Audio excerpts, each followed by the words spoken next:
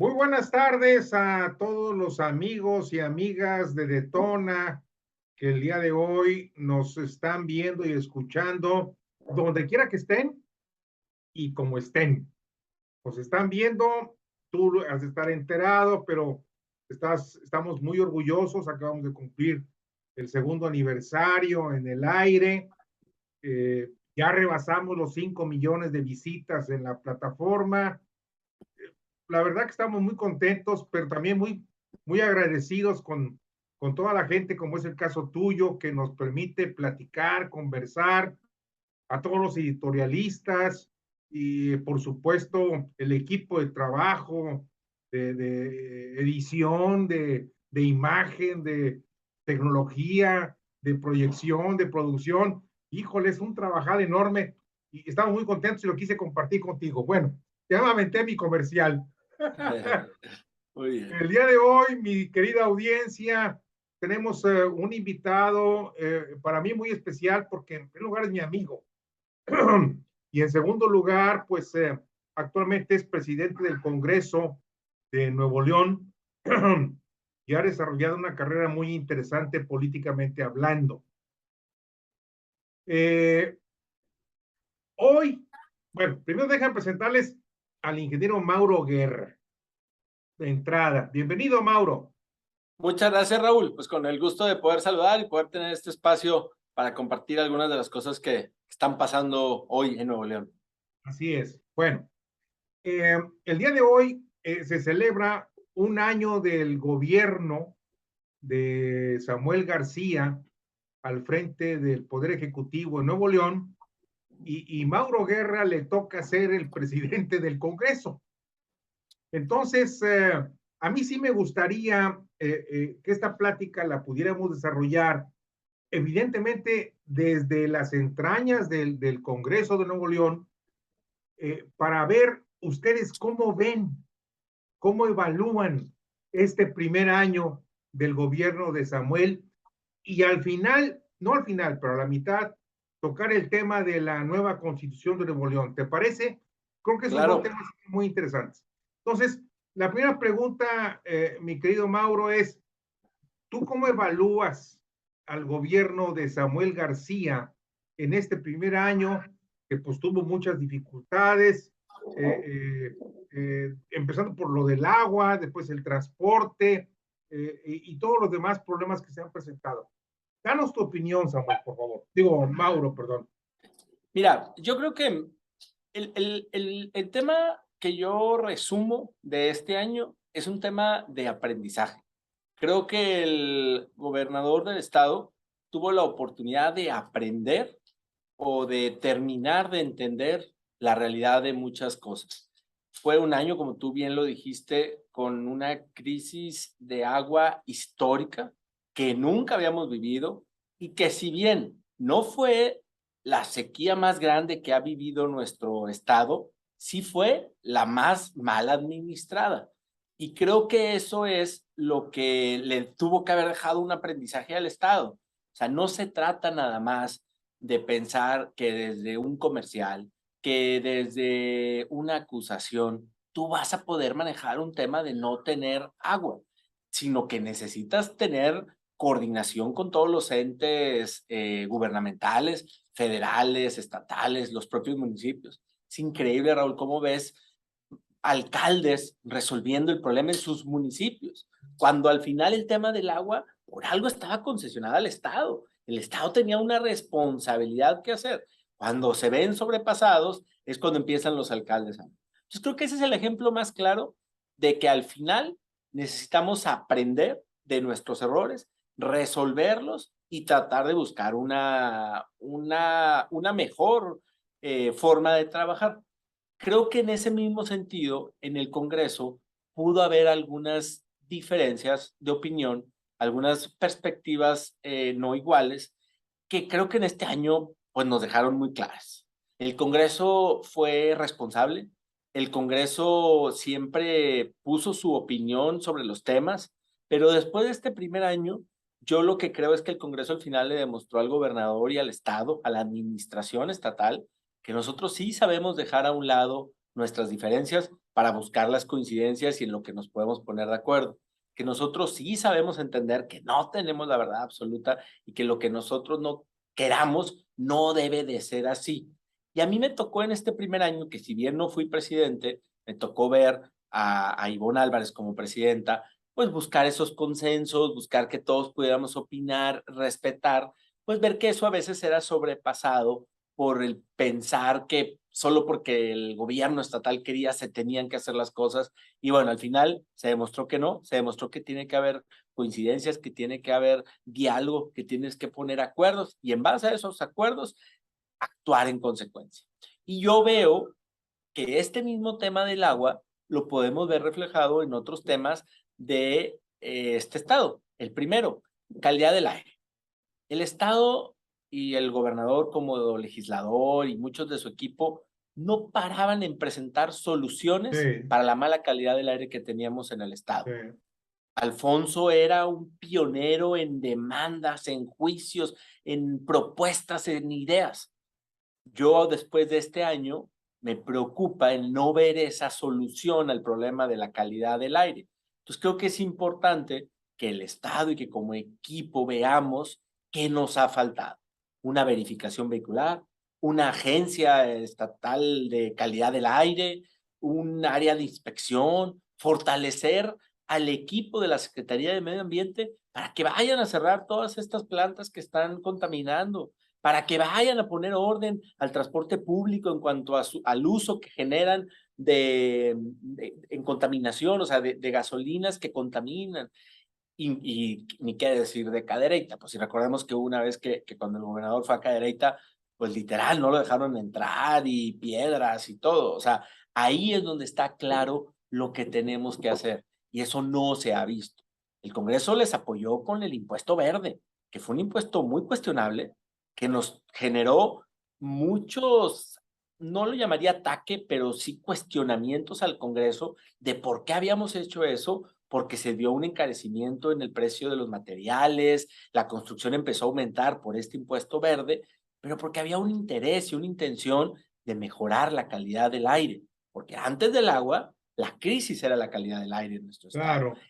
y no vimos esa solución. Y te pongo el ejemplo de nuestro presidente que ha venido N cantidad de veces y al día de hoy no tenemos un filtro nuevo en Cadereyta limpiando estas chimeneas para que no salga el dióxido de azufre, que termina siendo el contaminante más grave en la zona metropolitana. No ha habido un peso de inversión en mejorar el proceso que se sigue en Cadereyta, la refinería, para poder garantizar que no contamines tanto el aire y que al final no estemos teniendo todos estos problemas de respiratorios, alergias, cosas que nunca antes habíamos visto en esta misma ciudad. Las mismas Entonces, pedreras son un problema muy grave, muy grave, exacto. muy grave. Y vimos a un secretario de Medio Ambiente y a un gobernador dispuestos a alzar la voz en contra de las pedreras. Pero es donde entendemos también que no se trata solo de hablar, sino se trata de actuar. Y cuando tú ya tienes el documento, la cinta para clausurar, la responsabilidad, es donde creo que esa es la parte que ha faltado y que espero que el aprendizaje de este año nos ayude a poder sobrepasar ese tema. Y pasamos a otro gran tema de Nuevo León, la movilidad. Sí, o sea, a mí me gusta mucho el posicionamiento. Hace unos días estuve con el gobernador en algo que no me gustó, porque estuve en el arranque o sea, el arranque de la maquilación de los metros que van a llegar a Nuevo León. O sea, ni siquiera están los metros, o sea, apenas los están empezando a hacer. Entonces, ¿por qué estamos celebrando y haciendo anuncios de cosas que apenas están empezando? Y te voy a decir otra cosa que me preocupa mucho, Rob. Yo no dejo de ver con algunos amigos y conocidos que han estado comprando carros, que no hay carros porque no hay chips. Pues como no Así hay es. chips, no hay carros. Entonces yo no quiero esperar que en 2 meses nos digan, es que no hay chip para el metro y entonces no hay el cable que ocupamos para la puerta y pum, pum, pum, y se nos va a ir otro año sin nada. Entonces vuelvo a repetir, creo que sí hay una buena intención, creo que sí hay una capacidad de saber lo que necesitamos, pero nos ha faltado en el aprendizaje el garantizar que se implemente. No salgamos a anunciar un metro si no los tenemos listos. No salgamos a tener, digo, me pasa por vecinos del sur de Monterrey, que muchos de ellos no quieren un transporte colectivo, o sea, no quieren un metro en Garzazada. Yo me pregunto, ¿vamos a esperar ese día a hacer el primer pozo, a plantear el primer taladro para poner la primer columna y que ese día 20 familias de la zona del sur de Monterrey se sienten y se encadenen No, y no tiene generen un caso. movimiento? A ver, ¿por qué no lo dialogas ahorita? ¿Por qué no Claro. firmas un acuerdo ahorita? O sea, ¿por qué estar haciendo este tipo de cosas? Y más cuando entendemos que hay una realidad, García necesita y todos están dispuestos a que le pongas el metro enfrente de su casa, si ahí lo tienen. Pesquería, Apodaca, o sea, el tema de Juárez, yo cuando me toca ver a estas gentes haciendo Parece ser filas que la primera larguísimas. línea va a ser a Apodaca, ¿verdad? Sí, digo, se han estado hablando de las líneas, de la primera, el tema de Apodaca, que van a ampliar hasta pesquería, etcétera, varios temas O así. sea, Pero al final, hay etapas en todo este proceso, ¿verdad? así es, pero al final vuelve lo mismo. O sea, si no tienes un tema o un proyecto avalado, apoyado, consensado, donde todos se sientan parte, pues eso es algo que al final va a terminar complicando. Y ni qué decir de los camiones que no han llegado. Me tocaba ver en el debate del Congreso diputados de diferentes bancadas que comentaban que no, están pagando una multa, entonces no pasa nada porque ganamos. Pues sí, pero la multa es mínima comparado contra el gasto y la inversión. Estamos hablando de que se pagaban, voy a decir números muy generales, 3,000 millones para comprar camiones y la multa es de 3 millones. O sea, no hay una comparación, es una multa muy irrisoria y que al final del día, pues la empresa, me vas a dar un mes más, ahí te van tres. Preferible y hasta se lo vende a otro país antes de soltarnos los camiones a Creo que ahí nosotros. tienen problemas de producción de chips también, ¿verdad? Es lo que Y te digo, o problemas sea, de transportador, ¿cómo se llama? De navegación, de barcos, o sea, sí. eh, Y hay también muchos, sé hay muchos problemas en la claro, cadena de entrega, ¿verdad? O sea, sí, bueno, yo no sé si sea por ineficiencia del productor o por algunos otros problemas colaterales. claro. No, pero a ver, inclusive, uno de los grandes problemas que ha traído la 4T a México es el tema del manejo de las importaciones. O sea, hay una crisis en los puertos de Manzanillo donde es imposible o se tardan mucho tanto en el material que sale como en lo que entra. Entonces, sí entiendo que eso genera muchos problemas. Pero al final es tener claro y poder que estas cosas o minimizar el daño que te hacen este tipo de problemas. Claro.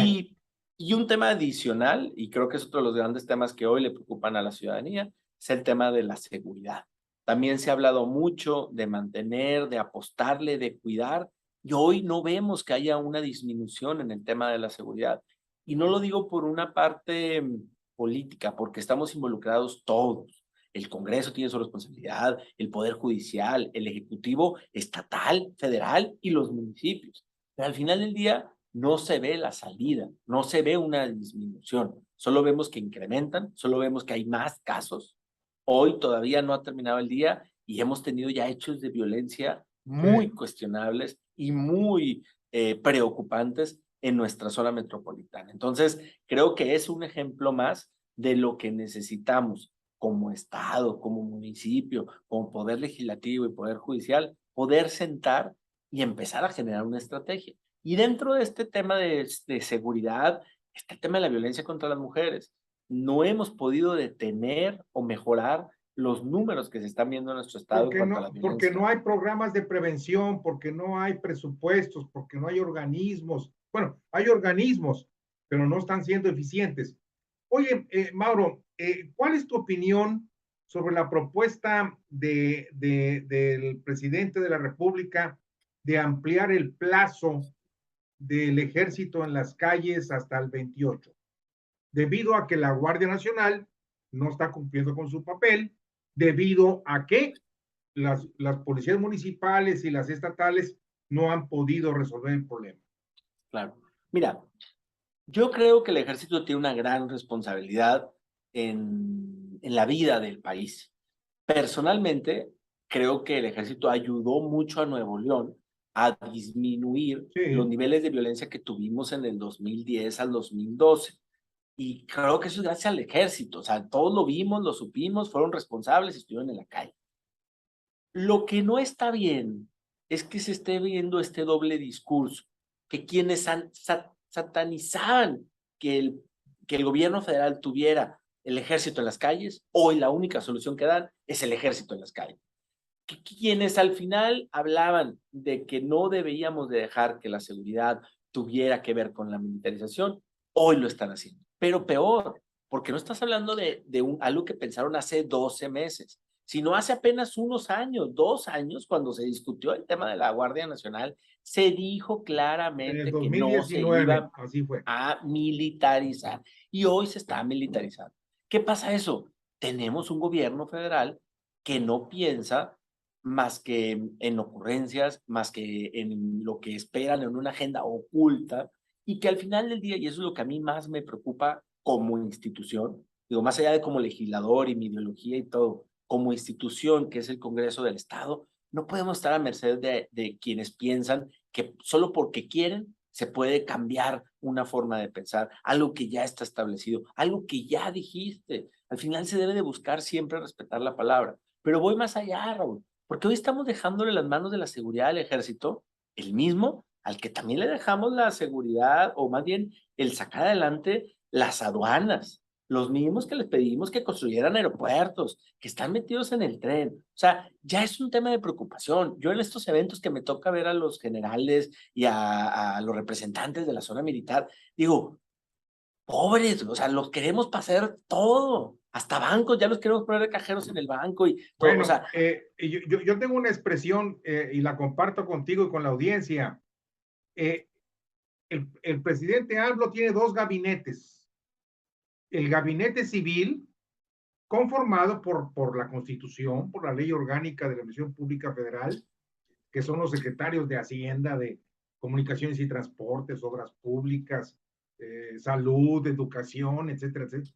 Pero también tiene un gabinete militar, que es el que está claro, haciendo todas estas funciones que el gabinete civil no está cumpliendo o no, o que simple y sencillamente AMLO ha hecho a un lado, ¿verdad? sí, Ese para mí también es abundando, abonando en lo que tú estás diciendo, ¿verdad?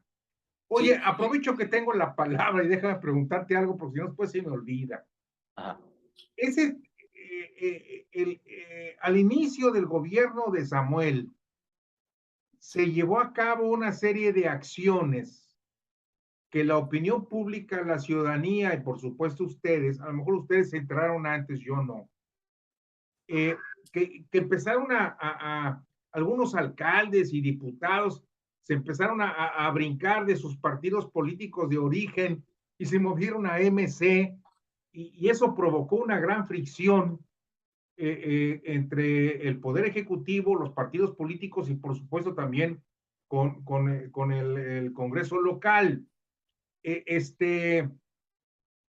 Yo sé que esto ya pasó, pero la ciudadanía merece una respuesta, porque no puede ser borrón y cuenta nueva, mi querido Mauro.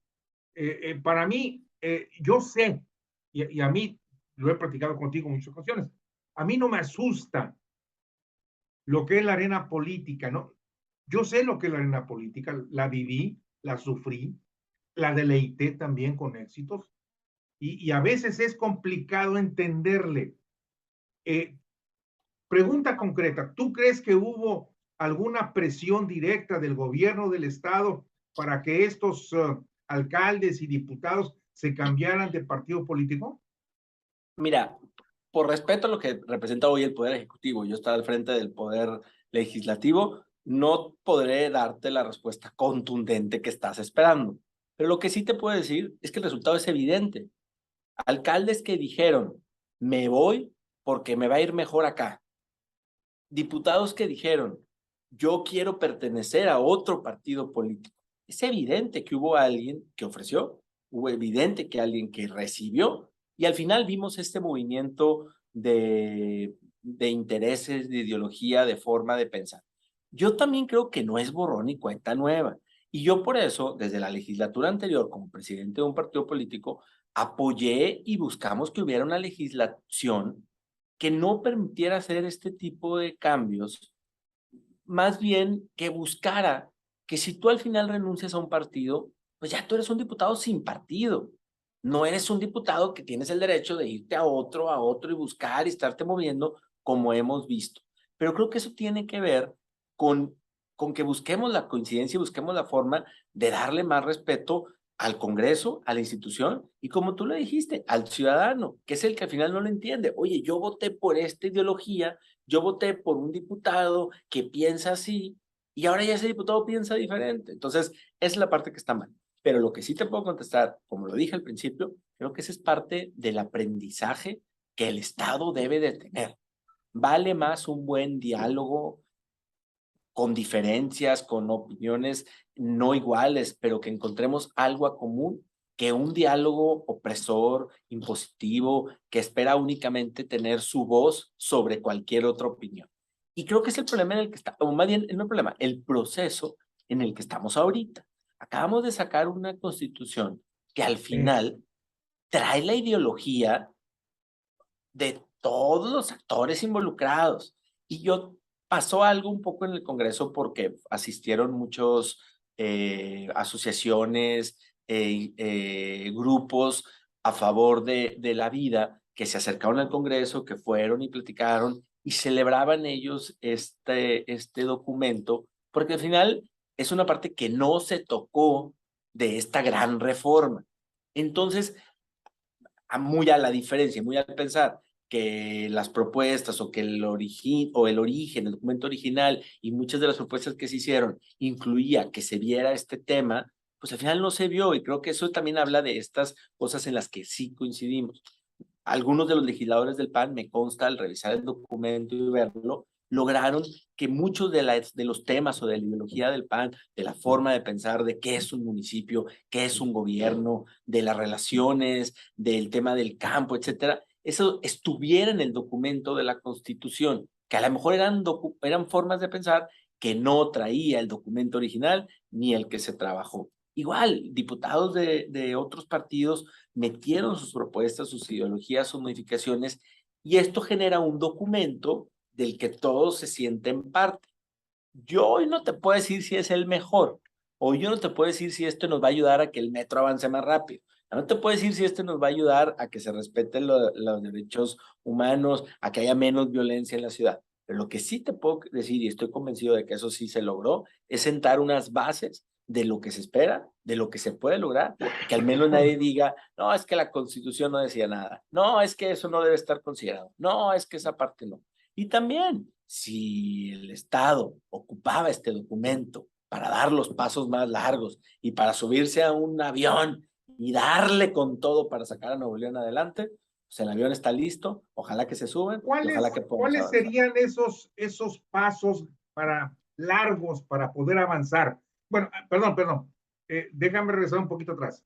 Sí. De acuerdo a lo que yo he estudiado y lo que he conversado con muchos abogados, es que para que haya una reforma constitucional de esta magnitud, se refiere la constitución de un constituyente y no lo hubo. Sí. ¿Por qué? Mira, yo quiero profundizar un poco en esa parte, porque también debo decirlo, a mí me tocó en el 2015, no, perdón, 2018, como presidente del PAN, hacer un foro en el Palacio de Gobierno, donde hablábamos ya de una nueva constitución. Y nosotros dejamos bien claro que para que haya una nueva constitución, necesitas un Congreso Constituyente que sea electo por la ciudadanía en el formato que tú quieras, lista, distrital o como sea, pero que hubiera el voto de la ciudadanía y por lo tanto esa representación en el Consejo Constituyente.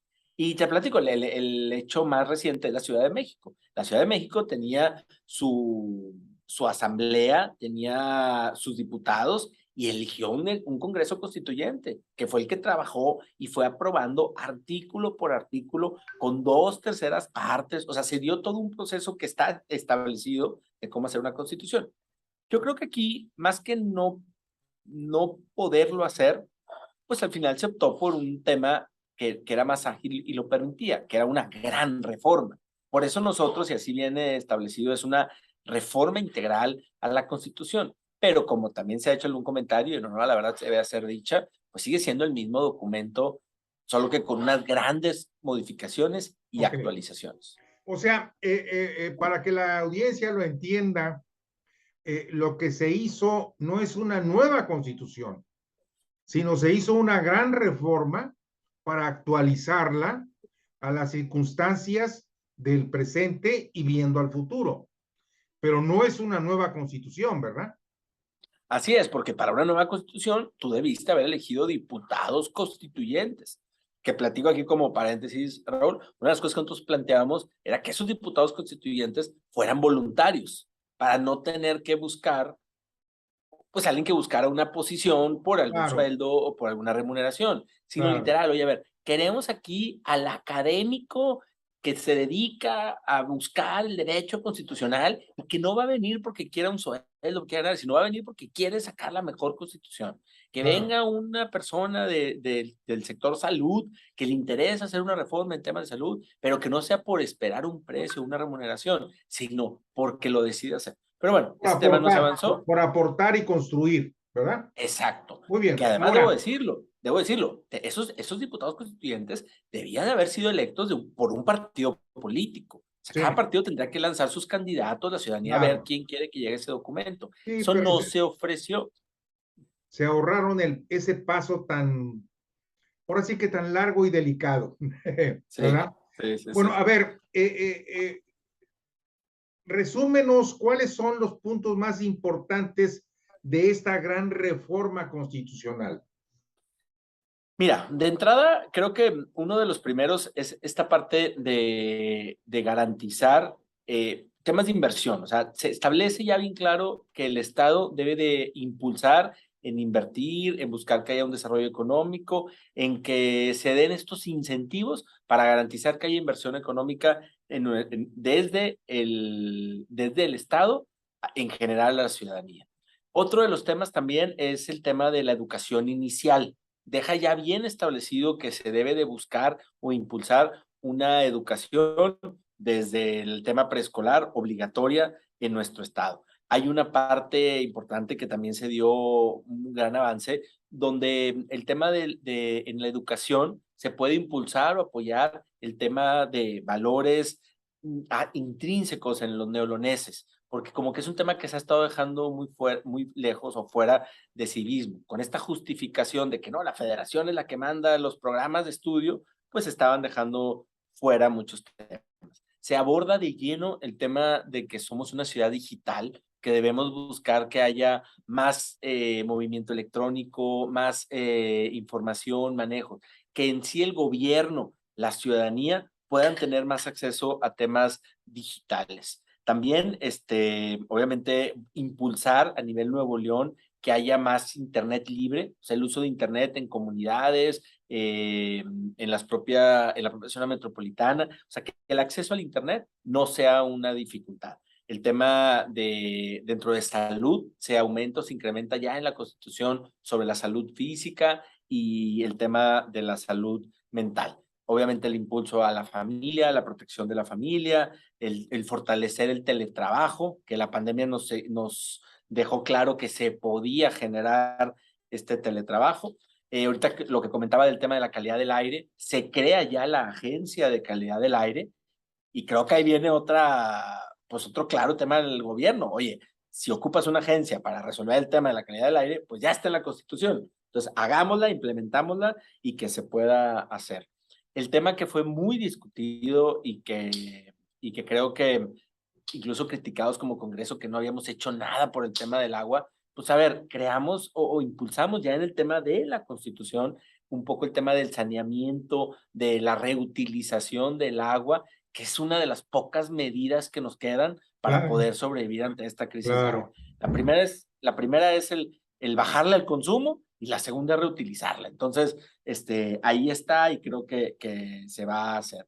Hay dos cambios de forma al tema de la Comisión Estatal Electoral, que ahora se nombra Instituto Estatal Electoral y de Participación Ciudadana, y a la COTAI, que era la Comisión de Transparencia y Acceso a la Información, que ahora se llama Instituto Estatal de Transparencia y Acceso a la Información y Protección de Datos Personales. También se hicieron se afinaron algunos detalles a la ley electoral y se modificó una parte que nos toca a nosotros como legislativos respecto a que los periodos extraordinarios para que el Congreso pueda ver temas fuera del ordinario tenga que ser aprobado por 2/3 de los diputados, para que no se piense que es una mayoría simple o alguien que quiera Claro. controlar, sino que tenga que ser 2/3 los que pidan estos periodos extraordinarios. Y entre algunos temas, creo que también el gobernador lo ha dicho en muchos eventos, o sea, se formalizan, o se habla de más derechos, pero insisto, de nada sirve que esté en la Constitución escrito bien bonito, tú tienes derecho a, si no se Sí, se implementa, si pone. no se lleva a cabo en Oye, el... ¿y cómo está ese tema de la coordinación de municipios de la zona metropolitana? Se establece en la Constitución este tema de que los municipios de la zona metropolitana deben estar coordinados, pero falta la aprobación de esta ley secundaria que depende de la Constitución, que hable ya más de esta coordinación, que fue un documento que, muy parecido a la Constitución o a esta gran reforma, pues los alcaldes hicieron, se juntaron, se pusieron de acuerdo, lo llevaron al Congreso, pero pues ahora falta que el Congreso la vea, ¿verdad? Y que Claro. el Congreso haga su opinión. Yo estoy muy contento y satisfecho porque creo que este Congreso, como pocos, tiene, tiene la experiencia de legisladores que estuvieron en este mismo Congreso local, de legisladores federales, senadores, de alcaldes de la zona metropolitana, de alcaldes rurales. Es un gusto cuando tú debates en el Congreso y se levanta un diputado a decir, oye, en mi municipio hicimos esto y esto y esto. O oye, O cuando sea, nosotros hay estábamos, experiencia. hay experiencia. Entonces, nadie nos va a venir a hablar de municipios porque hay legisladores que ahí están, que los conocen y que los han vivido y que yo estoy convencido que aportarán mucho a esta coordinación. Creo que el gran tema también de la coordinación metropolitana, pero lo veremos ya en esa ley, pues también tiene que ver que se ocupa recursos. Algo que ha desaparecido en los últimos gobiernos, este fondo metropolitano de grandes obras o un presupuesto para hacer grandes obras en las zonas metropolitanas. Tú no puedes estar esperando, y no es un comercial a mi distrito, en San Nicolás, el avanzar por una calle y que tengas muy buenas condiciones, amplio y todo, y ir a topar con que se redujeron a 2 calles o a 2 carriles o a cosas Sí. así. Tú tienes que generar planes metropolitanos, que de llegar a Juárez, a Santa Catarina, tienes que tener las mismas condiciones. Y para eso se requiere inversión. Entonces, es un tema que esta coordinación tendrá que ver. Eh, Nos quedan pocos minutos, mi querido Mauro, pero hay un tema que queda ahí pendiente todavía. Presupuesto, lana. Uh -huh. ¿Cómo le cómo le va a hacer el gobierno del estado y ustedes como legisladores en aprobar los presupuestos correspondientes si la situación económica del país cada día se va a ver más dificultosa, pero sobre todo la política del gobierno federal de no aportar recursos? ¿Qué se tiene pensado o cuál es tu opinión para ese futuro de las inversiones públicas en Nuevo León? Mira, si nos vamos a hoy, hace un año, recordarás que el Congreso le dio la confianza por unanimidad de aprobar un presupuesto al Estado, que incluía impuestos verdes, un incremento a fondos para los municipios en cuestiones de seguridad. Entonces, a ver, de que hay disposición, hay. Creo que otro de los aprendizajes que tuvimos en este año es que hay que garantizar que las cosas pasen. Por eso, el día de ayer aprobamos una legislación donde obliga al Estado a cumplir con los pasos de enviar, con los plazos para enviar los recursos a los municipios, que luego se volvía pues ahora sí que una tragedia, porque tú sabías cuánto dinero tenías, pero de aquí a que te lo mandaran, pues estaba bien complicado, ¿no? No tenías esa seguridad. Entonces, esa primera parte creo que es un avance ya que se... Otro segundo tema, y por ejemplo, a mí me dio mucho gusto que el secretario de Seguridad, Pámanes, cuando fue al Congreso dijo, oye, yo creo en el fortalecimiento de los municipios en cuestiones de policía. Entonces yo les voy a proponer en el presupuesto que haya un fondo de seguridad para los municipios. Como hablábamos, lo que desapareció a nivel federal de Sí, fondos de sí, seguridad, pues que se pueda generar desde el Estado. qué bueno. Entonces, ese es el tema. Pero al final, Raúl, es que podamos verdaderamente garantizar que los municipios que es esa primer célula, esa primer cercanía con la comunidad, con la sociedad, pueda resolver los temas. Cuando una persona tiene un problema de salud, no le habla al gobernador o no No, busca no, una dependencia, busca claro, al alcalde. claro. Cuando una escuela tiene un problema de luminarios, de un jardín lleno, de matorrales y todo eso, no le habla a la Secretaría de Educación, oye, mándame una cuadrilla No, de es esto, el alcalde. le marca al alcalde. Y así me puedo ir con un sinnúmero de situaciones que son los alcaldes de Nuevo León los que resuelven. Entonces, creo que si el Estado asume esa responsabilidad y fortalece a los alcaldes, creo que vamos a poder tener un presupuesto razonable, que le sirva a Nuevo León, que le sirva al Estado y que también al final le sirva a los municipios para que puedan cumplir con su chamba. ¿Tú crees que habrá respuesta por parte del gobierno federal para aportar recursos o va a estar bien complicado? No te puedo contestar lo que tú esperas que te conteste porque como presidente tengo que ser institucional, pero mi experiencia es que no han cumplido. O sea, yo veo un día como hoy, hace un año, cuando arrancó Samuel, y no hemos podido terminar el tren de García a Pesquería, no hemos podido terminar o avanzar en temas de líneas, en carreteras. Ha prometido tanto este presidente y no ha cumplido Sí. nada que yo estoy preocupado por el cuchillo 2 que se comprometió a apoyar y no tengo la seguridad de saber que ese dinero va a llegar. Mi querido Mauro, te mando un abrazo con todo afecto. Eh, eh, Debo decirte, porque además es mi interés, Detona está abierto para cuando tú quieras comunicar alguna información o algo. Este es un espacio plural y de servicio a la comunidad.